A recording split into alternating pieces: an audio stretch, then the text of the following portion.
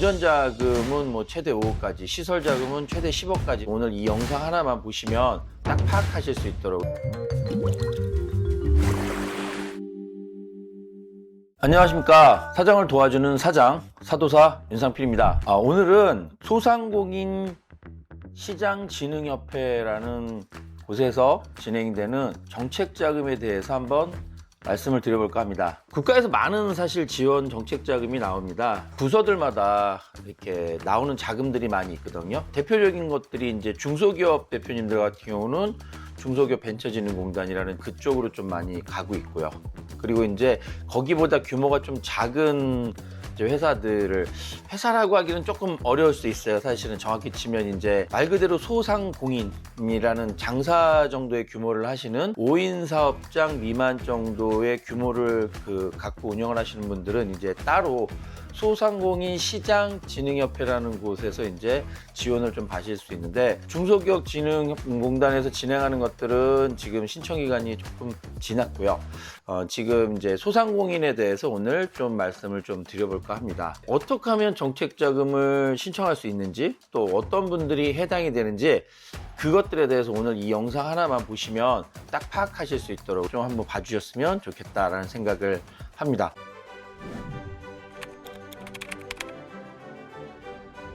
우선 나온 지 얼마 안 됐어요. 나와 있기로는 일단 운전자금은 최대 5억까지, 시설자금은 최대 10억까지 이런 식으로 이제 공지는 돼 있는데, 사실은 5억까지 받는 기업들은 거의 흔치 않은 것 같아요. 보통은 이제 대략 적으면 3천만 원, 어느 정도 받으면 5천에서 7천 사이, 아주 잘 받으면 1억 사이 정도고, 운전자금이라는 건 말 그대로 운영할 수 있는 그런 자금이라고 보시면 될 것 같고요. 시설 자금이라는 부분들은 이제 기계가 들어온다든지 공장을 짓는다든지 대규모 비용이 조금 들어갔을 때는 이제 용도를 좀 달리해서 시설 자금이라고 해서 좀 금액을 좀 크게 지원한다, 이렇게 보시면 좀 좋을 것 같습니다. 어떤 사람들이 이제 가능하느냐? 소상공인 같은 경우는 이제 규정을 어떻게 두고 있냐면, 직원 수 5명 미만이니까, 사장님 빼고 4명까지겠죠. 4명까지 사업을 운영하는 회사들을 이제 소상공인이라고 하고, 업종 중에 특히 이제 제조업, 건설업, 운수업에 대해서만은 10인 사업장 미만, 그러니까 9명이 되겠죠. 그 이상이 넘어가면 안 되고, 물론 그 9명 중에는 당연히 사장님은 포함이 안 되고요. 조금 더 디테일하게 보면 그 안에 이제 알바생이라고 하죠. 단기 알바. 그래서 정말 한 달에 일하다가 나간 요런 인원들이라든지, 초단시간 근로자라고 표현을 하는데, 4주에 60시간 미만, 한 주에 15시간 미만 일하는 어떤 근로자들도 이제 그 카운팅에서 빠진다라고 보시면 될 것 같습니다. 그렇게 지면 또 경우에 따라서는 우리 직원들이 6, 7명인데 그런 단기 알바나 이런 친구들을 좀 빼면 해당이 될 수 있는 경우들도 있습니다. 또 신청 불가한 것들이 이제 사장님 기준으로 봤을 때 세금 체납을 하고 있는 회사라든지, 당연히 휴업이 된 회사들은 안 되겠죠. 그리고 이제 향락 사치 업종, 이런 업종들, 그리고 이제 또 전문가 업종들, 그러니까 세무사나 노무사, 법무사 이런 사자 붙으신 분들, 이런 분들 업종들도 이제 안 된다, 이렇게 보시면 될 것 같아요. 그래서 이건 이제 기본적인 가이드를 말씀을 드렸고, 잘 모르겠다라고 생각하시면 그냥 그 사이트에 가서 바로 신청을 하세요. 신청을 하면 된다 안 된다가 결정이 되니까, 우선 자금이 필요하다고 생각하시면 그리 복잡한 거 아니니까, 지금 이런 기준에서 왔다 갔다 하시는 분들 같은 경우는 신청을 하시고, 당연히 그 기준에 부합되시는 분들은 바로 신청을 하시면 될 것 같습니다.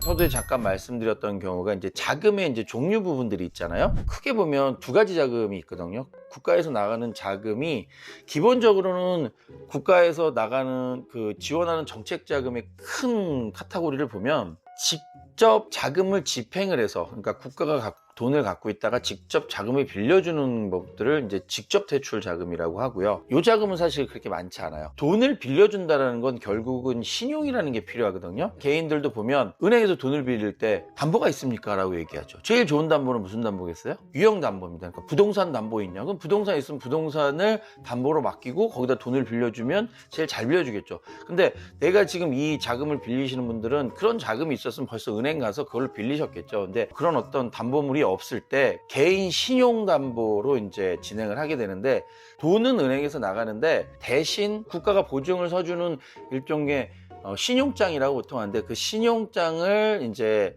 그 진흥공단이나 이런 데서 신용장을 내주면 그 신용장을 가지고 은행에 가면 이제 은행에서 대출을 내주는 이런 구조를 갖고 있는 게 이제 간접대출입니다. 간접자금에 관련된 부분들은 조금 금액이 더 클 수 있겠죠. 자, 그래서 간접자금하고 직접자금이 있는데, 그 중에서 이제 종류가 또 있는 거죠. 이번 그 소상공인 정책자금에서 지원하는 첫 번째 자금은 저신용자 대출이죠. 신용이 나쁘면 은행에서 손을 안 빌려준다고 그랬지 않습니까? 근데 사업을 하다 보니까 지금 되게 어려우니까 뭐 다른 돈도 빌리고 신용이 되게 낮아지셨을 거 아니에요. 그러면 신용이 낮아지다 보니까 대출을 받을 수 없는 경우들이 많죠. 개인 대출도. 그래서 요런 분들을 좀 지원을 하자. 신용 점수 기준을 이제 839점 미만 이라고 이제 표시를 하고 있습니다. 그러면 그거 어떻게 알 수 있냐? 요즘 이제 인터넷 같은 데 보면 본인 신용 그 조회하는 데가 있어요. 그러면 거기 점수가 내가 839점 미만이다. 이런 분들은 최대 3천만 원까지 직접 대출을 좀 해주겠다.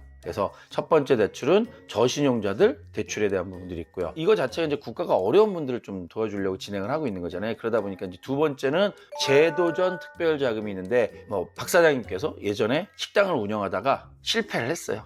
그래서 의기소침했다가 식당을 한번 다시 차려보겠습니다 라고 했을 때 여기에 대한 부분들도 우선적으로 좀 나갈 수 있도록 하겠다. 이런 부분들이 있고요. 세 번째는 이제 여기는 좀 금액이 좀 큰 것 같아요. 혁신성장 촉진자금. 그래서 성장이 잘 되는 회사인데 촉진을 좀 시켜주겠다는 거죠. 그래서 이런 회사들은 좀 상황이 좋은 회사예요. 사실 실제적으로 운전자금을 최대 2억까지, 그리고 시설자금도 최대 10억까지 지원한다 했으니까 금액이 좀 크죠.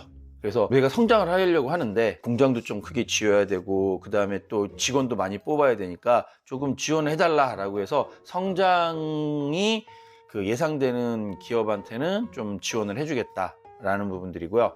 그리고 이제 갑자기 재해 피해로 인해서 그 긴급경영안전자금, 수해가 났다든지 그 업종에 큰 피해가 생김으로 인해서 현재 지금 내가 대단히 어려운 지경에 빠졌을 때는 최대 1억 원까지 긴급경영안전자금이라고 지원을 해주겠다. 그래서 내가 어디에 해당이 되는지에 따라서 좀 지원을 좀 하셔야 될 필요는 있는 거죠. 민간 부분들이 또 좀 있습니다. 민간 투자 연계형 매칭 융자, 어려운데, 민간에서 우리가 흔히 말하는 엔젤 투자 이런 분들, 또 전문 개인 투자자, 저도 이제 전문 개인 투자자 자격증을 갖고 있는데, 이제 저 같은 사람이나 이런 민간 투자자들이 저 회사가 괜찮은 것 같아요. 그래서 이분들이 직접 사모펀드를 구성하거나 개인 투자자 협회를 조합을 해서 이제 투자를 했다는 거죠. 그렇다면 개인들이 투자를 했다는 얘기는 그만큼 그 회사가 조금은 믿을만 하다는 거죠. 이제 국가도 돈을 어떤 거 빌려주는데 어쨌든 자금을 어느 정도 회수해야 되는 부분도지, 빌려주자는 개념이지 이거 주자는 개념이 아니다 보니까 조금 안전성이 좀 더 있는 거죠. 왜냐하면 어쨌든지간에 민간 개인 전문 투자자분들이 이 회사를 디테일하게 점검을 해보니까 이 회사가 좀 자금만 지원을 하면 성장할 수 있을 것 같다라고 우리가 투자를 했으니까, 만약에 우리가 1억을 투자했다 그러면 국가에서도 매칭해서 우리도 한 1억 정도 같이 대출을 해줄게, 이런 식에 대한 분들이 이제 민간 투자 연계형 매칭 융자다라고 해서 요거는 이제 조금 복잡할 수 있는데, 창업 초기 단계에 민간 투자자 지원을 받으면서 정부 지원을 추가로 받는 이런 어떤 종류들도 좀 있다.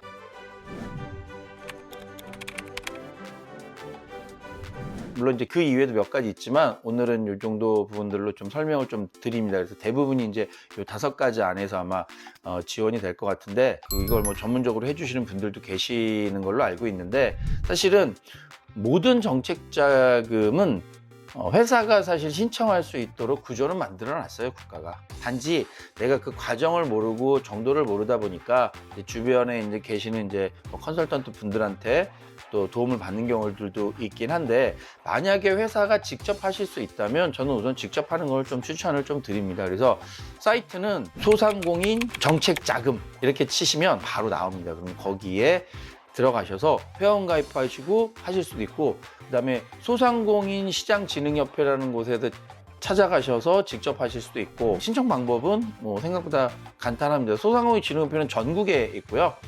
물론 이제 가서 상담을 받아보시거나 이렇게 하시려면 직접 가시는 것들도 추천을 드리는데 바쁘시기 때문에 우선 신청하고, 왜냐면 신청 날짜에 또 기간이 있으니까 우선은 간단하게 신청을 하고 서류가 좀 부족하다 그러면 보완 서류 제출하겠다 뭐 이런 식으로 해서 먼저 우선 선행을 하시는 게 좀 중요하다라고 말씀을 드립니다. 오늘은 요즘 사실 시절이 어렵고 또 우리 소상공인 사장님들께서 많이 좀 힘들어 하시는 부분들이 있어서 소상공인 시장진흥협회에서 진행하는 정책자금에 대해서 설명을 드렸습니다. 조금이라도 도움이 되기를 바라겠고요. 도움이 되셨다면 좋아요, 구독 해주시면 저도 이런 영상을 찍는데 좀 힘이 날 것 같습니다. 사장님 여러분 힘내시고 다음 영상에도 또 더 도움이 되는 이런 정보들 가지고 찾아뵙도록 하겠습니다. 지금까지 사장을 도와주는 사장, 사도사 윤상필이었습니다.